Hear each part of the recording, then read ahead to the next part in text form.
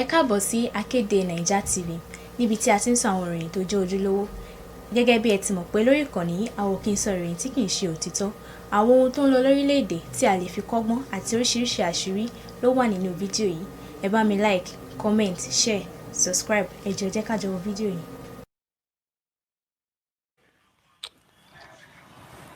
Ọmọ amúrin kan dọ́gbọ̀n agogo. Mo ké nílé ajérò ọmọ ògbójúkọ̀rọ̀ jàjálẹ̀. Gbogbo wárangba àga àmọ́ta èdè. Gbogbo ọlọ́jà mẹ́rẹ̀ẹ̀rìndínlógún. Ẹ̀yin baálẹ̀ níjòyè gbogbo ẹ̀yin ọ̀tọ̀ òkúlò ló pátá. Jákèjádò àgbáyé ni mo kí yín o. Ikú ìpẹta lójúran. Nkú ò ní pa wá láì tọ́jọ́. Á dàgbà á dògbó láṣẹ Èdùmàrè. Ẹni máa kú á dàgbà. Ìbànújẹ́ ò ní wọlé wa. Mo kí nílé alára. Mo kí nílé ajérò, mo kí nílé ọwárangún. Gbogbo abánikẹ́dùn pátápátá. Gbogbo wa ṣe nítorí ara wa ni. Òkú ọ̀mẹ̀yìn. Àárọ̀ ọ̀run ò ṣe tí a sọ. Bárọ̀ ọ̀run bá ṣe tí a sọ. Ọyẹ ó mú tó wẹ̀l. Kọ́ mọ́ fi nu omijé wa nù kúrò. Bí ẹ má sunkún mọ́. Ẹ má sunkún mọ́. Àwọn àgbààgbà nú ilé àwọn dà. Torí pé ojúlọ́kọ́ ọmọdé tó kún pín nísín. Gbọ́dàgbà yóò padà kú. Lélẹ̀ tó túmọ̀ sí pé gbogbo ẹni ó wálé ayé pátá ni ó padà lọ alákejì. Àkàndá ọ̀rọ̀ Awíkonko. Àjàó àrò Awíkonko aṣọ lójú ọlọ́rọ̀. Àánú Olódùmarè ò ní fi wálẹ̀ o. Táíwò Hassan Ògògó. Ó ti dára lẹ̀. Ó ti fi kú ṣàgbà wa. Òun Yínká Quadri, Délé Odùlé, Abbey Lanre. Àwọn mẹ́rẹ̀ẹ̀rin ọ̀hún ìkan ni wọ́n lágbo òṣèré. Ẹni tí yóò rí àárín àwọn mẹ́rẹ̀ẹ̀rin ń tọ́ ó gbìyànjú pọ̀. Lóòótọ́ Yínká Quadri Ògògó àti Délé Odùlé ní gbogbo èèyàn máa ń rí lójú kámẹ́rà. Sorry o, brain behind gbogbo wọn náà Abbey Lanre ni. Bí ọ̀tún ṣe sinimá, bí ọ̀tún ṣe fíìmù, Abbey Lanre ni ó direct ẹ̀. Ó ní ẹ̀ka tí Ọlọ́run pín gbogbo wa sí. Ó ní ẹ̀bùn àmútọ̀run wa kálukú wa. Àwọn kan dá sí cinematography. Wọ́n ò fẹ́ràn kí wọ́n wà lójú kámẹ́rà, wọ́n dẹ̀ ń ṣe dáadáa ju ẹlòmíì tó wà lójú kámẹ́rà lọ. Cinematographer ni wọ́n. Àwọn ni máa ń handle kámẹ́rà. Àwọn kan wọn ò ṣe ju sáǹdé lọ, àwọn kan wọn ò tàn jóná lọ. Light la máa ń pè wọ́n. Àwọn kan ò ṣe ju makeup lọ nídìí tíátà, wọ́n sì ń jẹun dọ̀la. Àwọn kan ò kúrò nídìí costume lásán làwọn mọ̀ nípa rẹ̀, wọ́n dẹ̀ ń jẹun dọ̀la. So àwọn mẹ́rẹ̀ẹ̀rin ọ̀hún, àwọn mẹ́ta nú àwọn mẹ́rẹ̀ẹ̀rin ẹgbẹ́ ni wọ́n, irọ̀ ni wọ́n, ṣùgbọ́n wọ́n ní ọ̀wọ̀ àti àpọ́nlé fúnra wọn. Yínká Quadri gba ọjọ́ tàbí ọ̀sẹ̀ tàbí oṣù lọ́wọ́ Ògògó ọmọ Kúlódò. Ògògó ọmọ Kúlódò gba ó dín díẹ̀ lóṣù kan lọ́wọ́ Délé Odùlé. Ṣùgbọ́n àwọn mẹ́tẹ̀ẹ̀ta, you will surely love them, You will always love them because it possess different qualities. Okay? Ṣé ẹ gbàgbé? Nígbà tí mo wá lánàá, tí mo jẹ́ kó yé wa ni wípé lẹ́yìn ọmọ ìyàwó ẹbí Ògògó, Yínká Quadri ni yóò tún mọ̀ lára jù láàrin gbogbo wọn, because oníkangun ló nìkangun a máa súnmọ́ra ẹni jura wa lọ. So, like I said, 85% Ògògó ó ti wọ káàlẹ̀ lọ lónìí. Mùsùlùmí ni, olùjọ́sìn olùfọkànsìn tòótọ́ ni Táíwò Hassan Ògògó. Òru òní ni wọ́n ti gbé òkú ẹ̀ dé ìlú ẹ̀ Ìlaró. Aago 10 ni wọ́n ti bẹ̀rẹ̀ ètò ìsìnkú. Ká ní wọn ò tètè sin Ògògó láago 10, ìlú Ìlaró ìbágbàlejò kò ṣẹlẹ̀ rí.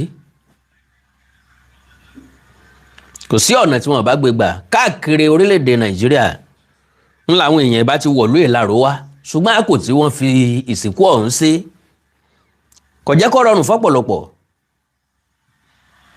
Ṣùgbọ́n wọ́n mọ́nítọ̀ ẹ̀ back to back bí ètò ìsìnkú ṣe lọ.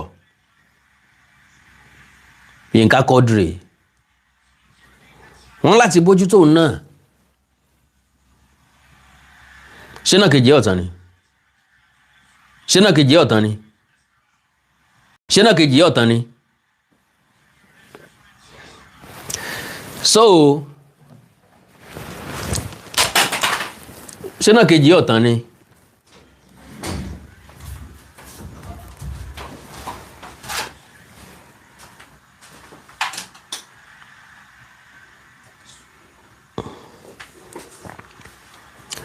So, like I said,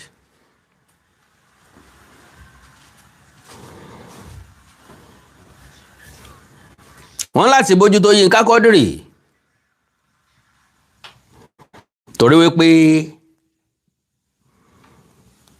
ẹkún tí màánù yẹn sun lónìí nìkan bí ìgbà tó ọmọdé bá ń sunkún ni o. Ẹ ṣẹ̀ṣẹ̀ nílò láti béèrè bóyá ikú Ògògó dùn Yínká Quadri tàbí kò dùn. So, kò sẹ́ni tí ń bẹ́ẹ̀ lónìí tí ò bomi ẹkún lójú bí èèyàn dorí ahun. Bó bá débẹ̀ yóò sunkún fa, kì í ṣe nítorí nǹkan méjì. Kò sẹ́ni ó rorú ẹ̀ sógògó ni. Why? Ó yá jù ní tí ń tẹnu kálukú jáde nìyẹn. Gbogbo àwọn òṣèré ló lùbẹ̀ pa. Kò sí tí wọ́n ó ṣe jù bẹ́ẹ̀ náà lọ. Àkàndọ̀rọ̀ àwí kòǹkò. Ẹ gbọ́ mi dáadáa. Kò sí tí wọ́n ó ṣe jù bẹ́ẹ̀ lọ torí pé oníkìlà kí. Bá ń gbọ́rọ̀ láfọ̀rọ̀ lọ. Bó Ògún bá jí wọn afọ̀rọ̀ ẹnu tí wọ́n làdó. Gbogbo ọ̀rọ̀ tí bá ń du akèrègbè odò ni ó tú fún. Kò sẹ́ni ó mojú tọ́mọ̀dí òjò láìsí sàn. Èèkàn ńlá lọ láàrin wọn. Kọ́lọ̀ ń mọ́wọ́ obi dúró. Àwáyé kú ò sí. A ṣẹ̀ṣẹ̀ tún lè máa sọ ilé yìí fúnra wa. Wípé gbogbo ẹni ó wá sáyé. God bless you, sir. Ni yóò lọ sálà kejì. So, kí làwọn ìṣẹ̀lẹ̀ tó ṣẹlẹ̀ kó tó di pé àgbà Òṣùgbó fọwọ́ okùn lélẹ̀? Kí làwọn tó ṣẹlẹ̀? kó tó di pé Táíwò Hassan jọ̀wọ́ ẹ̀mí ẹ̀ lékú lọ́wọ́. Kò sẹ́ni tí kì í lọ́rọ̀ ìkẹyìn, kò sí, gbogbo ẹni tó máa kú. Ọ̀rọ̀ kan ni wọ́n sọ tí wọn ò fi ní sọ mí mọ́. Kí làwọn ọ̀rọ̀ tí Táíwò Hassan sọ?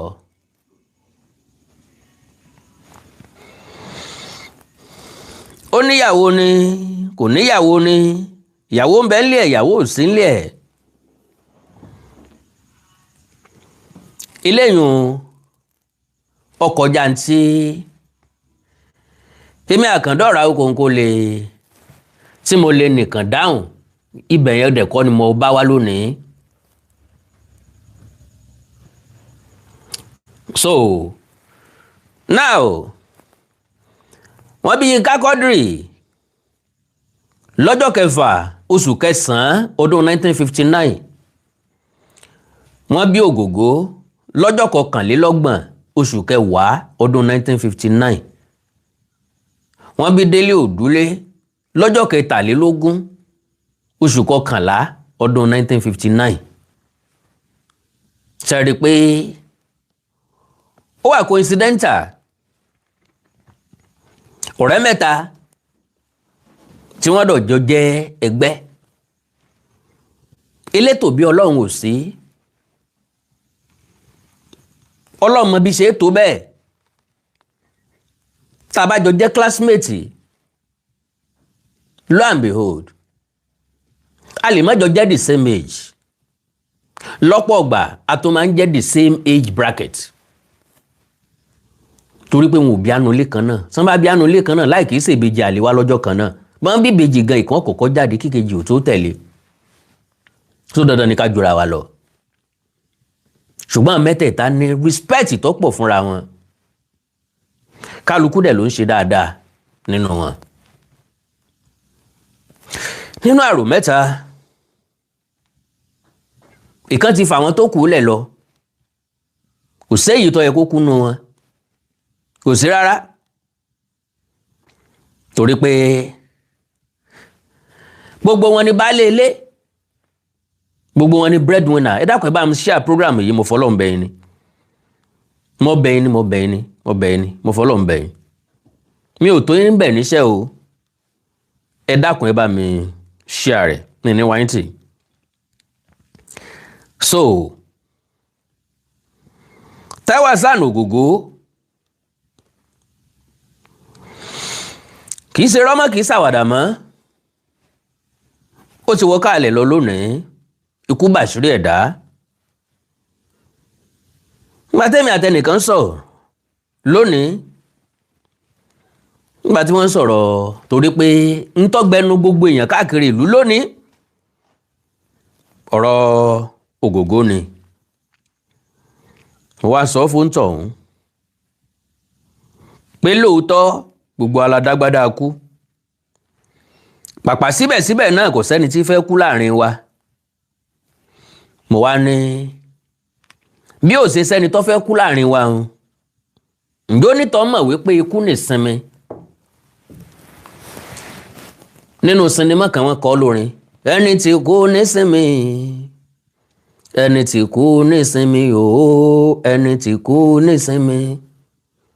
Bá mi mú gbà kò ṣe é wí mọ́, bá mi máa wò kò ṣe é sọ, ọjọ́ àbá tí kú nìyẹn dópin.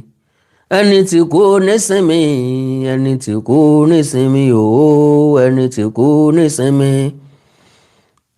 Kò sẹ́ni tó fẹ́ kú, ṣùgbọ́n lọ́jọ́ tí ẹ̀dá bá ti kú, ọjọ́ náà nísinmi ti dé. Wàhálà ilé ayé ò kún Ògògó mọ́. Ẹnìkan ni ó wọlé ìdìbò ní 2027 kò kan Táíwò Hassan mọ́. Iye kan làwọn ọmọ iléèwé ń san ní Redeemer University, kò gún Ògògó. Ráìsì tí wọ́n o kò kán mọ́. Wọ́n fowó kówó epo, wọ́n yọ owó kò lórí owó epo, kò sí ń tọ́kàn ń bẹ̀. Wọ́n ní mọ́tò pẹ nìkan lójú ọ̀nà ibì kan kò kan Ògògó mọ́. Ìkáyàsókè ò sí fún mọ́. Ó ti sinmi.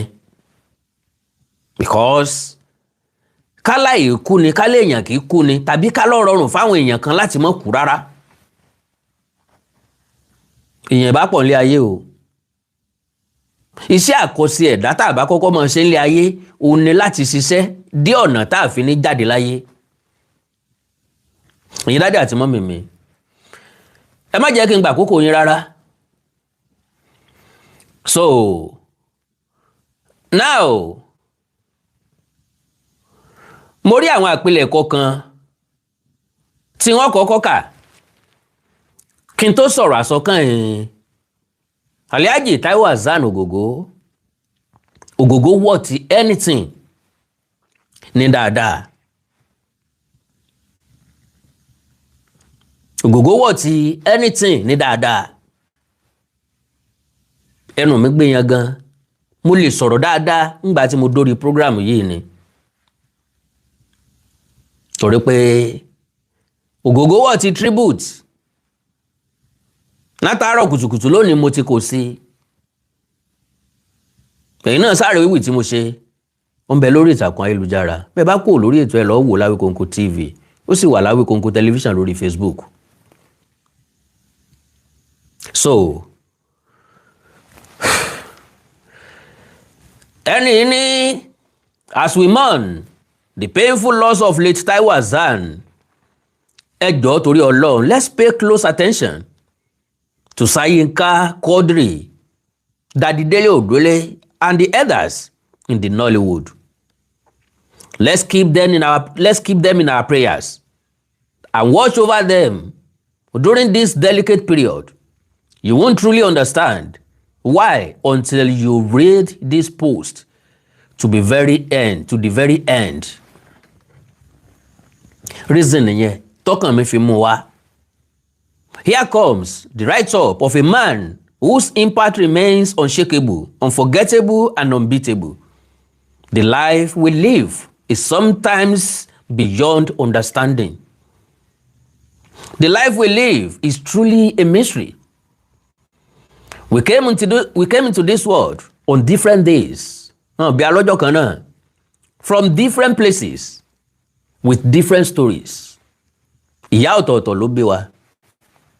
Gbogbo àwa tá jọ pàdé níbi tá ti jọ ṣiṣẹ́ lónìí, gbogbo àwa tá jọ pàdé níléèwé, gbogbo àwa tá jọ lọ sáàfù, gbogbo àwa tá jọ ṣiṣẹ́ níbì kan náà. We came from different places, from different wombs. Lọ́pọ̀ ọgbà ńgbà tí ọ̀rẹ́ bá di ọ̀rẹ́ ìmúmú la máa wí pé a friend or a brother from another mother. Ńgbà tọ́rẹ́ bá jinlẹ̀ la wí bẹ́ẹ̀. Ọ̀gbọ́ Yorùbá ní ọ̀rẹ́ ní dẹgbẹ́. Oríṣiríṣi ẹgbẹ́ tán máa ń pè ní ọ̀rẹ́ dẹgbẹ́. Ọ̀rẹ́ ni wọ́n jọ ń ṣe tẹ́lẹ̀tẹ́lẹ̀ kí wọ́n tó pé ẹja dẹ́gbẹ́ ilẹ̀. Gbogbo àwọn tó dẹ́gbẹ́ sọ̀rọ̀sọ̀rọ̀ lẹ̀ Fiban pẹ̀lú Gbénga Adébóyè ló initiate ẹ̀ ẹja dẹ́gbẹ́ kan lẹ̀ fún àwa sọ̀rọ̀sọ̀rọ̀ náà fi dá Fiban lẹ̀. Àjọṣepọ̀ ìfẹ́ tí ń bẹ láàrin wọn ló jẹ́ kí wọ́n ronú débẹ̀. Àjọṣepọ̀ ìfẹ́ tí ń bẹ láàrin àwọn mẹ́rẹ̀ẹ̀rin tí mo dárúkọ kò ṣeé kó. Ẹni tó sì karùn-ún ńlọ dàbí ìyá wọn òun náà ni Mama Rainbow. N tí mo mọ̀ ni mo ń sọ. Ìyá Rainbow is like their biological mother. Bó bá gbọ́ pé nǹkan sì kan nu yóò mọ̀ gbọ̀n káàkiri ni màmá yẹn. Kẹ́dákun nǹkan ò gbọ́dọ̀ sí Táyé o, nǹkan ò gbọ́dọ̀ sí Yínká o, nǹkan ò gbọ́dọ̀ sí Délé o, nǹkan ò gbọ́dọ̀ sẹ́ni kankan lójú màmá yẹn. Wọ́n máa ń sọ pé abiyamọ ni ìyá Rainbow. Òun kọ́ ló bí wọn o, ṣùgbọ́n ó pọ̀n wọ́n sẹ́yìn kí ìyá yẹn náà mọ̀ fọjọ́ lọ́jọ́ lọ. So, with different stories, yet somewhere, because gbogbo wa compliment ara wa nílé ayé ni. Mr. Samson Olasokanmi mi ní Whitey, God bless you sir. Era stick of me mo appreciate. So, àwa láti wá compliment ara wa. Ẹ gbọ́ mo yín sọ. Àwa láti wá compliment ara wa. Let me tell you a true life story. Àwọn ọ̀rẹ́ kan ń bẹ tí wọ́n máa ń wá àṣìṣe ọ̀rẹ́ wọn, tí wọ́n máa ń wá ibi tí ọ̀rẹ́ wọn ó ti ṣubú. Ọ̀rọ̀ ní fa ọ̀rọ̀ ní tẹ̀tẹ̀, ní tó sojú èmi lè yé. lánàá mo brief ọ̀rọ̀ kan nípa lọ sí stage play lájàṣẹ́ ní Kútọ́nù àtàlájì Yínká Quadri àtàlájì Táíwò Asiri Ogogo àti mọ̀mọ́ Rainbow. mo dẹ̀ sọ fún yín pé àwọn ní star tá a fẹ́ fi tajà ń bẹ̀. gbogbo ìgbà tá a bá ń ṣe rìhásà a máa ránṣẹ́ sí wọn pé ẹskísà ń ta fẹ́ lọ ṣe lọ́hùn ta fẹ́ lọ ṣe ijó ta fẹ́ jó níta ẹja jó nù lé. wọ́n á sọ fún wa pé ká fáwọn date. gbogbo ọjọ́ tá a mú wọn ò láǹfààní àti wá. wọ́n ní a má wọ́rì pé táwọn bá débẹ̀ a máa narrate story fáwọn àwọn dẹ̀ máa àti ẹ̀ dáadáa. sure kò sẹ́ni tó jí pẹ́pẹ́pẹ́ lójú oorun nínú àwọn tí mo dárúkọ tí ò ní heart perfectly. so àwa ti dé sílẹ̀ sí Àjàṣẹ́ Port Novo. ńgbà táwọn dé àríbá wọn bí tán wà. aláǹfààní àti sọ̀rọ̀ púpọ̀ dìgbà tí gbogbo èèyàn ti sanwó wọlé tán. ẹ̀yìn stage náà ti ń béèrè pé kí la fẹ́ kí ni story yẹn dálé lórí kí ni táwọn máa ṣe. lọ́jọ́ náà lọ́hùn-ún Ògògó la fẹ́ fi gbá líìdì. ṣùgbọ́n gbà tá a narrate story fún Alhaji Táíwò Asiri Ogogo kọ́lọ́hún dẹlẹ̀ fẹ́yàn re n tí bàbá sọ lọ́dún náà lọ́ọ̀ ni pé ó ti pọ̀ jù pé n ta fẹ́ káwọn ṣe yẹn ti pọ̀ jù àwọn ò lè sáré gbé sórí. Alhaji Yínká Quadri come to his rescue. wọ́n tẹ́rí gba róòlù yẹn akígbe ọba lásán lògògó ṣe. ṣe mọ̀ pé ìrètí wa ó pin ìrètí wa ó dòfo tálàjì Yínká Quadri ò bá sí mbẹ̀. ṣe mọ̀ pé nǹkan tẹ̀yìn èkúrọ́ tẹ̀yìn ní fàǹfà tálàjì Yínká Quadri bá wo wípé kò lè ṣe náà nù ẹ fi rẹ̀ àwò ra wa nísìn. so n tí mo fẹ́ mú jáde ńbẹ̀ ni pé gbogbo wa wálé ayé yìí má wo ẹnìkankan gẹ́gẹ́ bí ẹni tí ó wà useful má wo ẹ̀sìn ọ̀rẹ́ rẹ má ṣiṣẹ́ lórí àléébù ẹnikẹ́ni ojú ẹ̀ tó já àárẹ̀ sí ẹ̀ nísìn stop doing that ẹ̀jẹ̀ amúlé ayé gún kámúlé ayé tòrò ilé ayé òjò báyìí náà lọ Ògògó ti lọ ńlọ jẹ́ ká máa sọ bí ó bá ṣe dáadáa bá ṣe máa sọ náà rèé látòkè délẹ̀ ẹni tí ó sọ wípé Ògògó ṣe nǹkan tí ò dáa kò tí ì sí àwọn ò bá wọn gbé à ń rí wọn briefly pàdé location náà ni a ní grace láti jókòó tì wọ́n ọ̀nà jìn síra wọn reality ṣùgbọ́n wọ́n wà nínú ẹni tí wọ́n encourage wa táwa náà fi mọ̀ pé ọjọ́ ọ̀la ó dáa wọ́n bá lé wa sẹ́yìn pé ta lẹ́yìn who are you kí lẹ́yìn jẹ́ ta kí lẹ́ lè jẹ́ distinct production God bless you sir kí lẹ́ lè jẹ́ a máa wà discourage a ní dé làtà ibi tá a là dé lónìí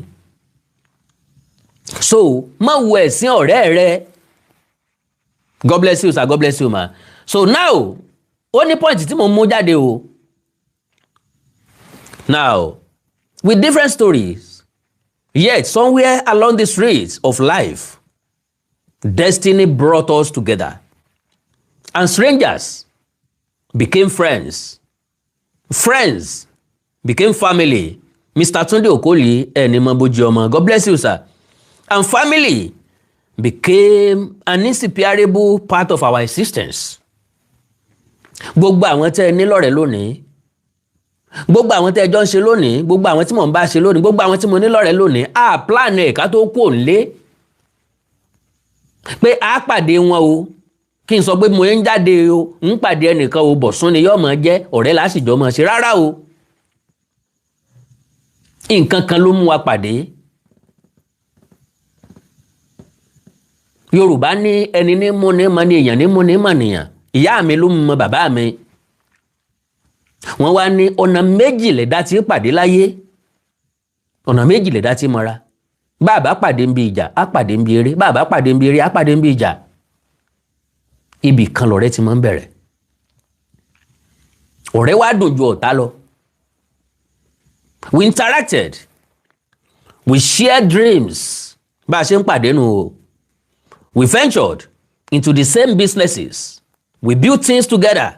We raised our children with love, unity and harmony.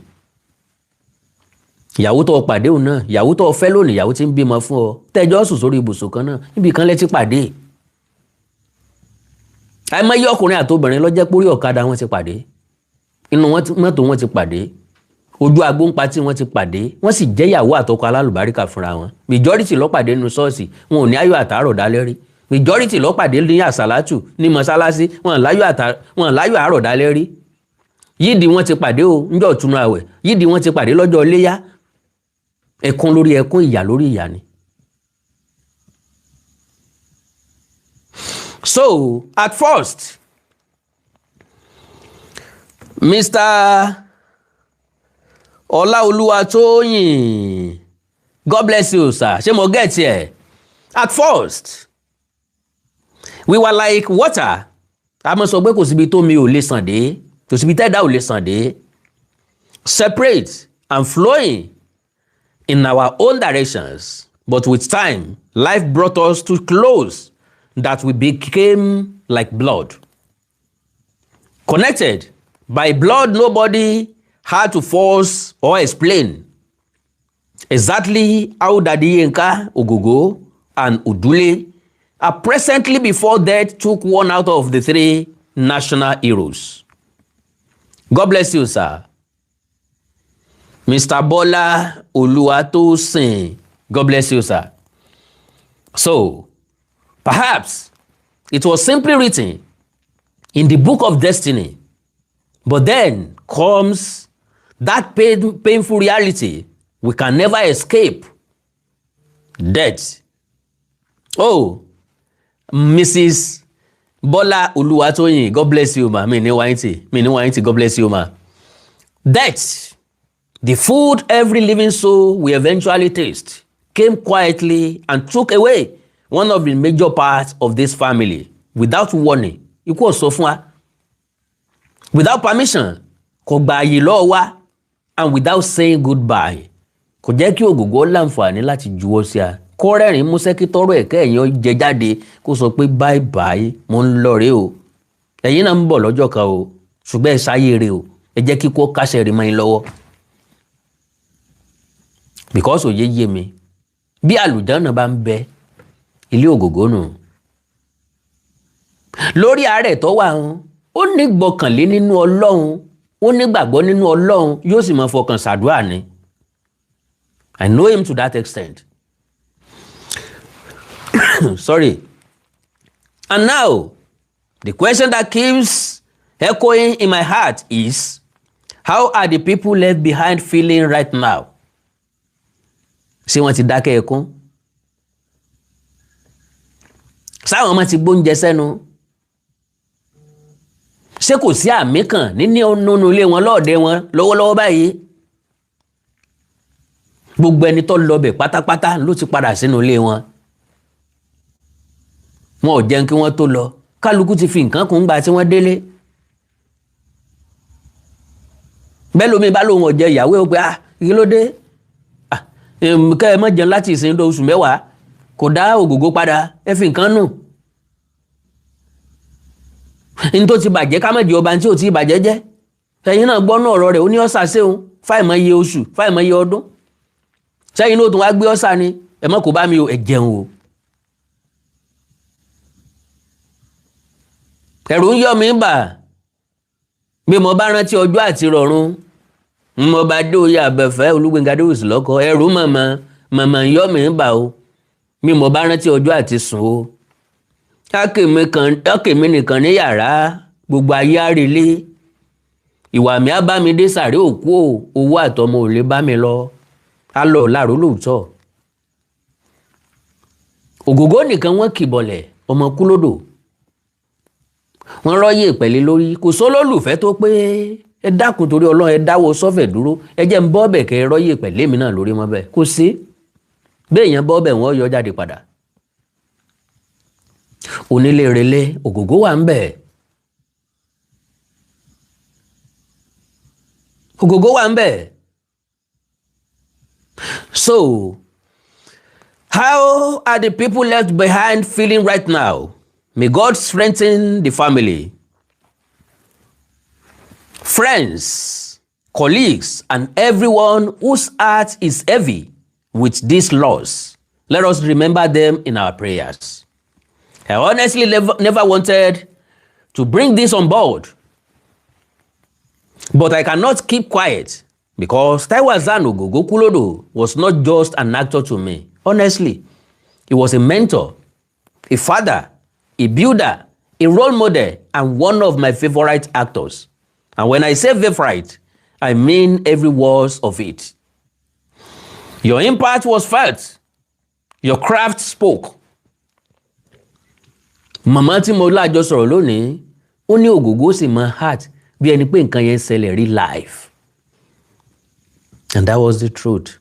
Nothing but the truth. Acting ẹ̀ ó máa jẹ́ kí acting ó wù ọ́. With that simplicity, yóò máa deliver lẹ́yọ̀ kọ̀ọ̀kan. You will fall in love. Your presence mattered, and sense of fashion and action are undeniable. Action pọ̀ bí Ogogo now. What are you talking about? When you talk of man of action, you see Ogogo látòkè délẹ̀ tán bá sọ pé ọmọ kí ló ṣe network yìí? Ogogo wọ́n sọ. So, sleep peacefully, bá mi. May your soul rest in perfect peace, and may God grant your family the strength to bear this irreplaceable loss. Rest in peace. Taiwo Ogogo Kulodo. Ẹnìkan lọ́kọ ránṣẹ́ bẹ́ẹ̀. All right. Mo mọ̀ pé yín náà ó ṣeé ṣe kẹ́ bá fídíò yìí pàdé.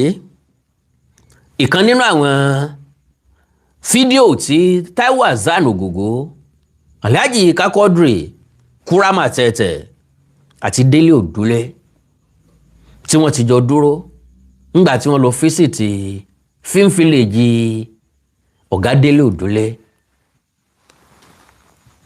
Àwọn brothers everybody kí ló ń ṣe wọ́n? Ọ̀gá mi tó dàgbà jù láàrin wa orí àwọn bàdá mi. Òwò ẹbí Délé Òdúlé ṣe ń sọ̀rọ̀ kí ló ń ṣẹ̀yìn ẹ fẹ́ mẹ́ni tó dàgbà jù láàrin wa ni orí àwọn bọ̀dá mi ò pé bí ẹni pé wọ́n jù lọ láìmọye ọdún.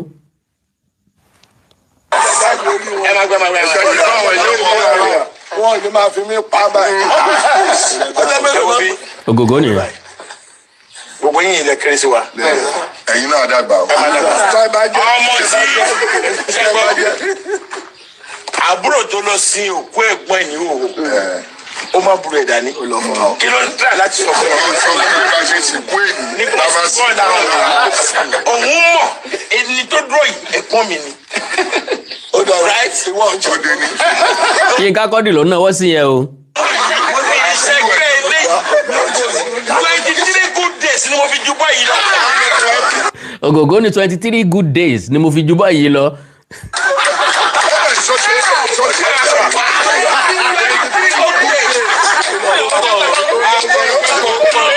23 good days. Now, lánàá fídíò kan resurface àbọ̀ surface ní ẹ̀yìn grammarian lórí ìtàkùn ayélujára nínú ìfọ̀rọ̀wérọ̀ tí Ogogo Alhaji Taiwo Ogogo ṣe pẹ̀lú sọ̀rọ̀sọ̀rọ̀ kan níbi tí wọ́n ti sọ̀rọ̀ nípa bí àìsàn wọn ṣe bẹ̀rẹ̀. Mo nígbàgbọ́ pé rí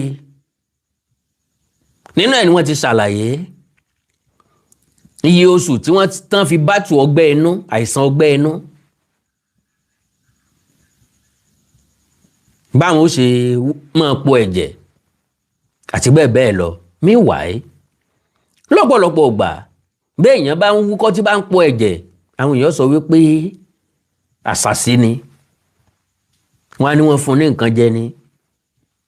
Medically ọ̀pọ̀lọpọ̀ nǹkan ló lè ṣẹlẹ̀ bẹ́ẹ̀ tẹ́dà ó fi po ẹ̀jẹ̀. Kó lè wà on record, ẹ̀já gbọ́rọ̀ lẹ́nu Alhaji Taiwo Ogogo fúnra lára wọn.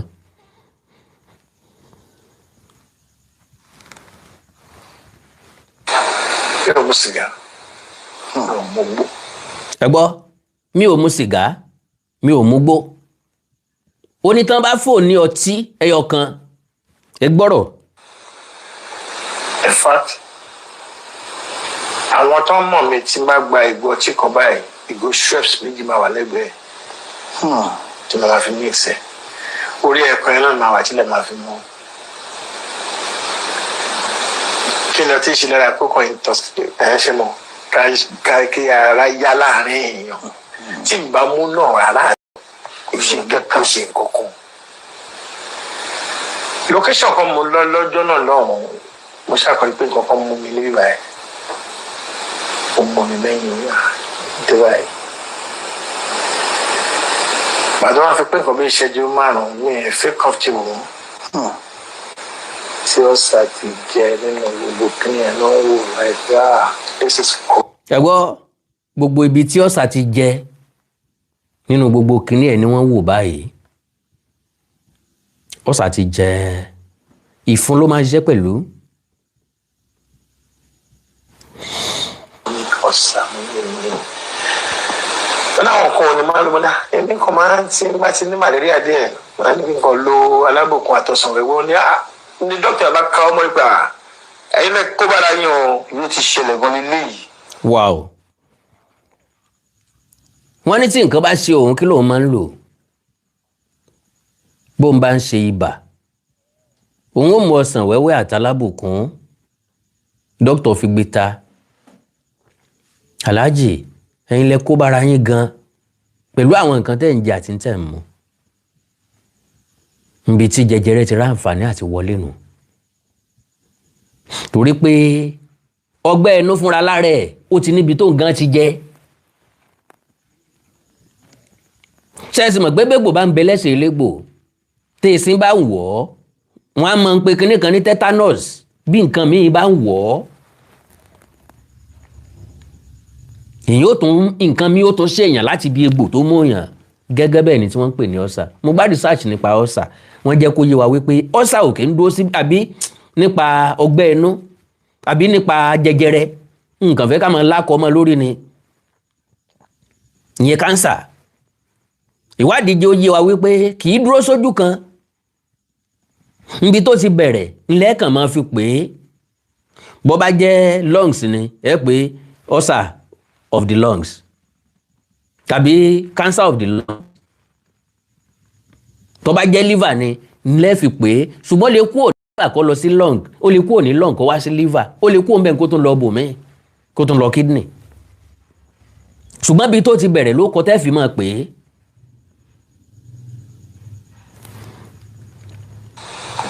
ọ̀sán ẹ̀wẹ́ kẹ́ ọ ní ọ̀sán ẹ̀ ti wà lára yín bọ̀ gbogbo nǹkan tẹ́ ń lò sí malaria ṣe yìí òun ló dá gbogbo ìṣú ilẹ̀ pátápátá.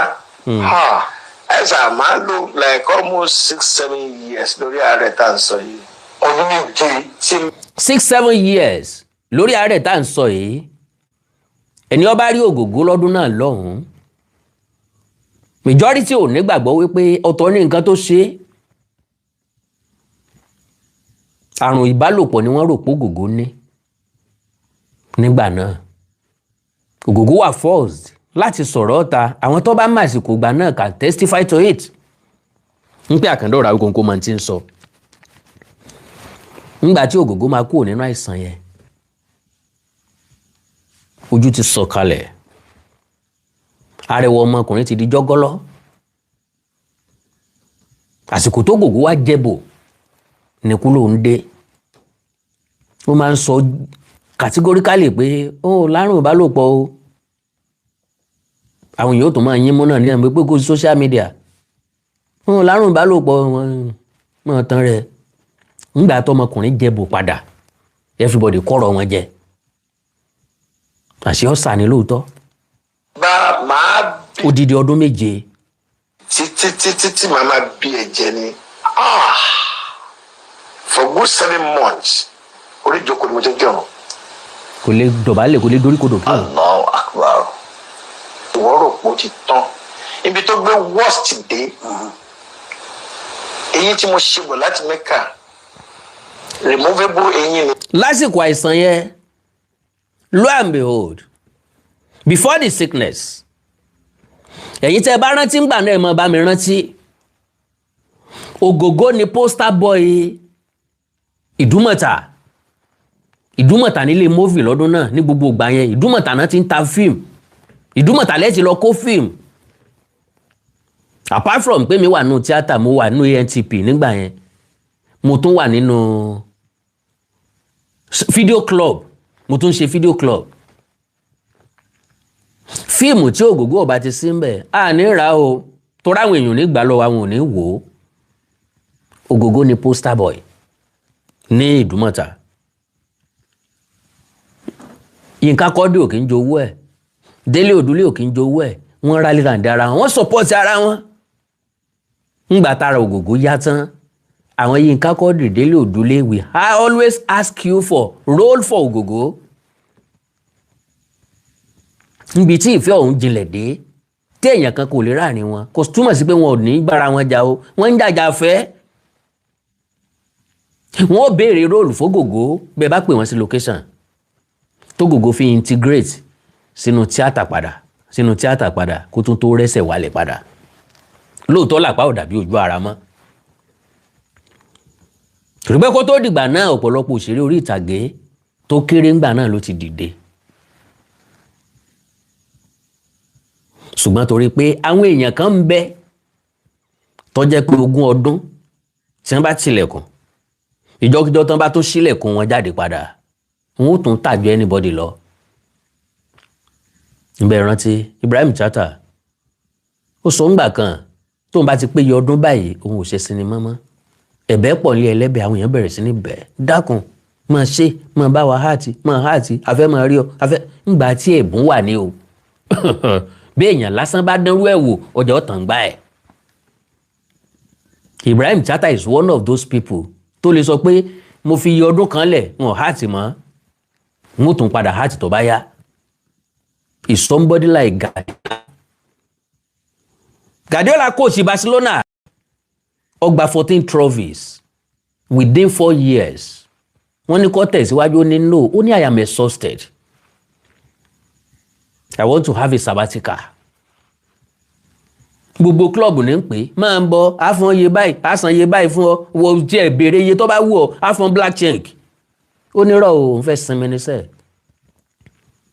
Ó lọ sinmi lọ́dún kan. Àbájáde ìsinmi, ó gba Germany lọ, ó lọ coach Bayern Munich. Kò rí Champions League gbà ń bẹ̀, ṣùgbọ́n ó gba league fún wa kó tó kú. Kí ló ṣe network yìí báyìí torí Ọlọ́run. So ẹja gbọ́rọ̀ Ogogo tán.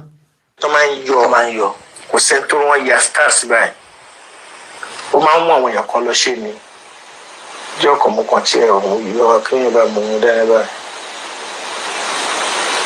níwájú ilé mi mo dẹ̀ díjú báyìí sọnù. Ọ̀sọ̀ yìí mọ́kànù. All right. Irú èèyàn wo l'Ogogo? Àpilẹ̀kọ kan náà rèé. The mark of a true father. Beyond the screen, Alhaji Taiwo Hassan Ogogo was his children's greatest hero. Àtàwọn ọmọ ẹ̀, wọ́n máa ṣe bí bébì, wọ́n máa ṣe bí ọmọ kéékèèké. They say a man's truest legacy is not the wealth he leaves behind, or even the trophies on his behalf. It is the depth of love in the hearts of his children. Àwa bàbá ẹ jẹ́ ká máa sún máwọn ọmọ wa, ẹ jẹ́ máa bá àwọn ọmọ wa ṣeré. Ẹ má jẹ́ káwọn ìyàwó wọ́n sọ wá di ẹkùn tágìrìgì gbére ẹ̀ níjà. Òde kẹ́rù ọbẹ̀ lẹ́rù, òde káwọn ọmọ gbọ̀n jìnnìjìnnì, ẹ jẹ́ ayọ̀ eléyìí kúrò nínú oríkì àwa bàbá. Play with your children. Béèrè tí wọ́n kọ́ léèwé, béèrè tí wọ́n jẹ, béèrè pé tí wọ́n ti jẹun. Mú wọn wá sọ́dọ̀, gbé wọn lésẹ̀ tán bá kéré. Irú bàbá bẹ́ẹ̀ l'Ogogo, àwọn ọmọ ẹ ti dàgbà, ṣùgbọ́n still ìmọ̀ ń ṣe wọ́n bíi bébì ni. Yóò sì máa wú ọ lórí. So, in Hollywood and millions of fans mourn the passing of the iconic Alhaji Taiwo Hassan, affectionately known as Ogogo. Our focus here shifts to the beautiful unbroken band he shares either on our television screens, but to his children, Lolade, Ibrahim, Halima, Lima, and Kira, he was simply daddy. A present, fiercely protective, and deeply loving anchor who poured his absolute best into raising children. The profound grief and absolute dedication shown by his daughters and son during his final days didn't happen by accident. It was the harvest of a lifetime of deliberate, unconditional fatherly love. He didn't just provide. Torí majority nínú wa, a nígbàgbọ́ pé kákan ṣiṣẹ́ owó ni, kákan pèsè owó ni, mo ti ránjẹ sílé fún wọn, ní wọn àlá wọn, mo sanwó aṣọ, mo sanwó school wọn, mo raṣọ sí wọn lọ́rùn. Ẹ wo, ẹ jẹ́ kí màmá ọmọ ṣẹlẹ̀. Dákun torí Ọlọ́run, gbèfẹ́ rẹ̀ sáwọn ọmọ rẹ̀ lọ́kàn. It was the harvest of a lifetime, a deliberate and unconditional fatherly love. He didn't just provide, he listened, he monitored, he mentored, and he stood as their biggest cheerleader. He taught them humility, respect, and unity, virtues that shone brightly as they stood firmly by his side until his very last breath. Ìyàwó méjìlá Alhaji Taiwo Hassan Ogogo ní. Kọ́ wá lè mọ̀ pé ọmọ ìyàwó rẹ̀ ọmọ ìyálé rẹ̀. Ìyálé according ó bímọ méjì. All right. Here we believe in celebrating our legends, not just for their act, but for the beautiful humanity they brought to our world. Ogogo didn't just act out of fatherhood on screen. He lived it perfectly in his own home. Thank you, Baba, for showing the world that it truly means what it truly means to be a loving father. The devotion of your children is the ultimate proof that you ran a glorious race. Our hearts and prayers continue to be with the Taiwo Hassan family. Your father's crown of love will never fade. Yẹ́rí pé mi náà sọ bẹ́ẹ̀ pé àwọn ọmọ yẹn ogun ńlá ni. Now, ẹ já sọ̀rọ̀ díẹ̀ nípa first wife Ogogo, Madam Ajoke Taiwo. There's something unique about this man. Being a devoted Muslim, do you know pé Christian ìyàwó ẹ̀ àkọ́kọ́? Alhaji Taiwo Hassan practice Islamic religion. Ìyàwó ẹ̀ practice Christianity. Ẹ̀sìn kan òdì kan lọ́wọ́. Ogogo ọ̀dẹ̀ ever force ìyàwó ẹ̀ pé kó wá sí Islam rèé. Àwọn àfáà kan sọ bẹ́ẹ̀ pé ìtọ́ bá mú ọ tó fi ń ṣe Islam tíyàwó rẹ̀ wá ń ṣe kiri yó inú náà nílé rẹ̀ ìmí gan lè sọ pé ó yẹ kán pọ̀ ni. Níbi tí wọ́n sínwé dé ó lè pé ó yẹ kán pọ̀ ni. So Alhaji Taiwo Hassan tí gbogbo èèyàn fẹ́ràn lélẹ́yìí ó ń ṣe mùsùlùmí jẹ́jẹ́, ìyàwó ẹ̀ ń ṣẹ̀sìn Christian jẹ́jẹ́. Ìyá Jésù gan ni wọ́n ń pè ìyàwó ẹ̀, kì í ṣe pé ń yọ ọ́ sí lábẹ́lẹ̀ o, ìyá Jésù wọ́n ń pè é. Ajoke Taiwo, the woman known as Ìyá Jésù. Ajoke Taiwo is the first wife of the late Nollywood veteran Taiwo Hassan, popularly known by his stage name Ogogo, one of the Yoruba cinema's most recognizable actors, whose death on August 23, 2026, following a battle with stage 4 cancer, has drawn tributes from across the Nigeria entertainment industry. Affectionately known within a community as Ìyá Jésù, a nickname reflecting her devout Christian faith, Ajoke's marriage to Ogogo crossed a religious line that many Nigerian couples navigate with quiet care, while Ogogo remained a devout Muslim throughout his life and career. Ajoke practiced Christianity, with the couple maintaining their individual faiths within their household rather than either partner converting to match the other. A domestic arrangement that speaks to a brother often or remarked upon reality of interfaith family life across Yoruba land.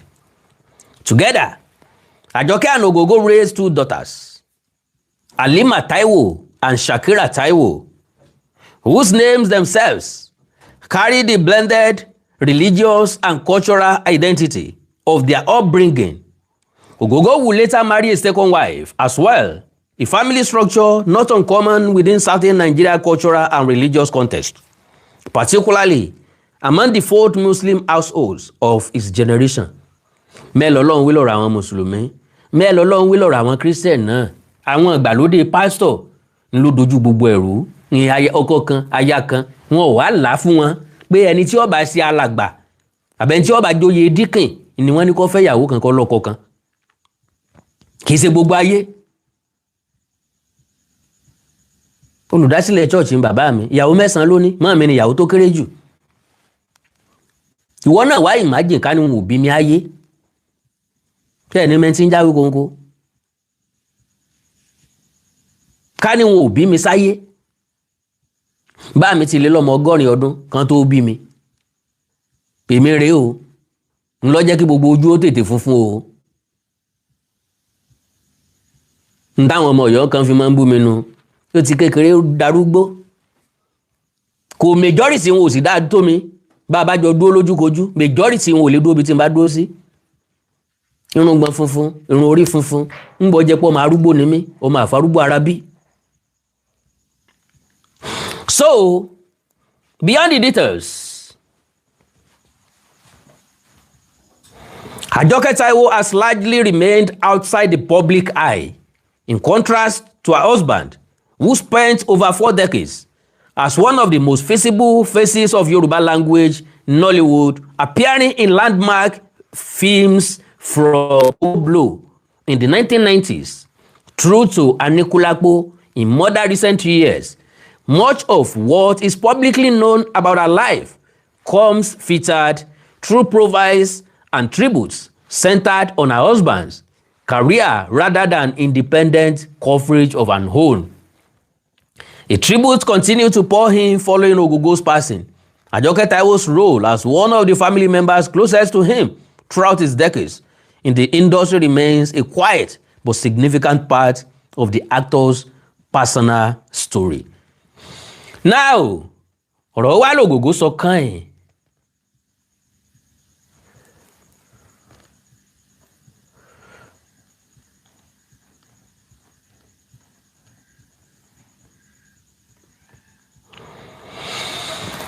Gẹ́gẹ́ bí ọ̀kan nínú àwọn ọmọ Alhaji Taiwo Hassan Ogogo ṣe fíta, ó screenshot WhatsApp message wọn àti bàbá ẹ̀ níbi tí bàbá ẹ̀ ti sọ pé don't cry. Ogogo ni mo gbọ́ pé òun sunkún. Ẹ mọ̀ pé tẹ́ bá ń sunkún, ẹ máa jẹ́ kí ìbànújẹ́ ó kún ọkàn mi. Ṣé ẹ nígbàgbọ́ nínú Ọlọ́run Allah ni? Tẹ́ bá nígbàgbọ́ kò sí nǹkan kan tí yóò ṣe mí. Ní tí wọ́n ń pè ní akẹnu, ní tí wọ́n ń pè ní babanu. Ibẹ̀ la ti máa ń lo òwe gbàmígbàmí ọ̀yàgbà. Ẹranko wúwo ń lé mi bọ̀kọ̀ yọmọ ọdẹ. Ó ń fi àwọn ọmọ ẹ̀ lọ́kàn balẹ̀. Ẹja gbọ́, one of the daughters of veteran Yoruba actor Taiwo Hassan, popularly known as Ogogo, Kira Taiwo, has shared an emotional message she exchanged with her father before his death. Kira shared the message on an Instagram story on Monday, following the actor's death on Sunday at the age of 66. The conversation, dated July 26, showed Ogogo reassuring his daughter and urging her to remain strong. In the exchange, Ogogo told Kira that seeing her and her sisters smile gave him strength, while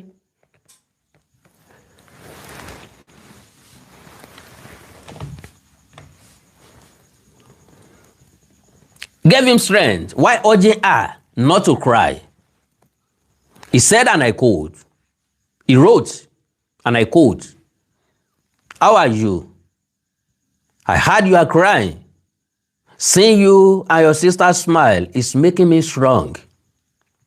If you cry, it will make me sad and I will start to think ìmọ̀ ronú condition tí mo fi ń sí.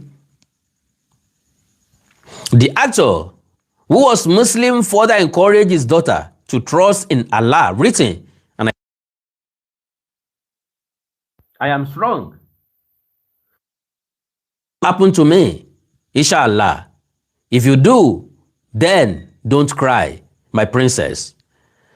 So, ngbà tí Kiranda bàbá ló ní daddy, I'm not crying o. Don't mind Halima. I trust in Allah, sir. I love you very much. Ogogo de Dalon. Love you too, my princess. So, ilé ayé, ilé asán, ilé ayé òmúlẹ̀ mófo, ilé ayé ilé yìí kìí ṣe àwa lọ o. Gbogbo ẹni ó wálé ayé ní ọ̀lọ́ alákejì o.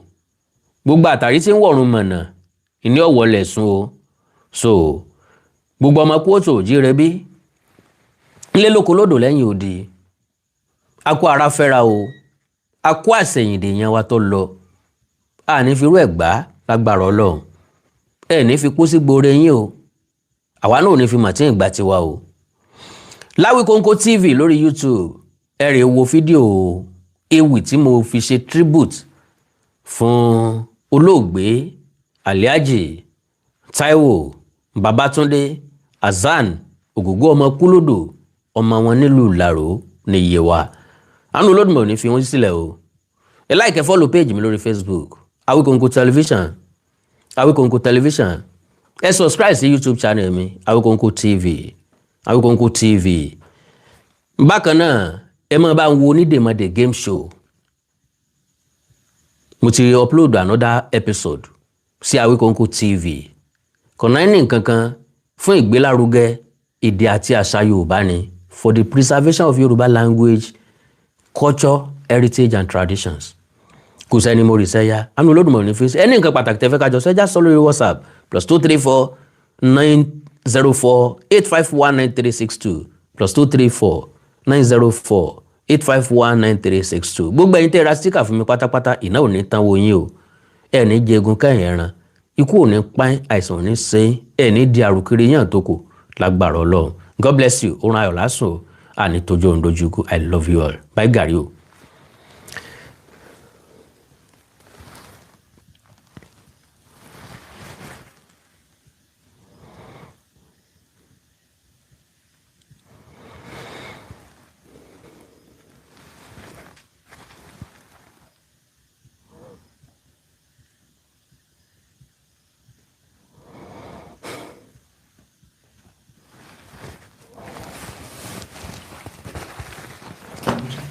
Hey, my brother.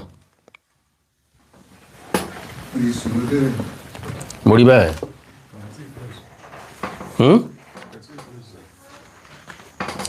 Kò ì close lóòótọ́ kí ló dé? Why you no close?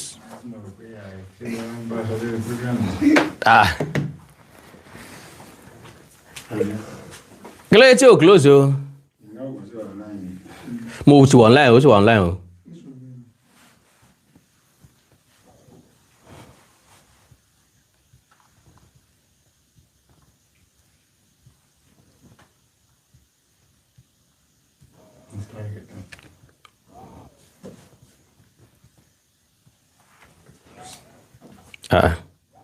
Kí ló dé?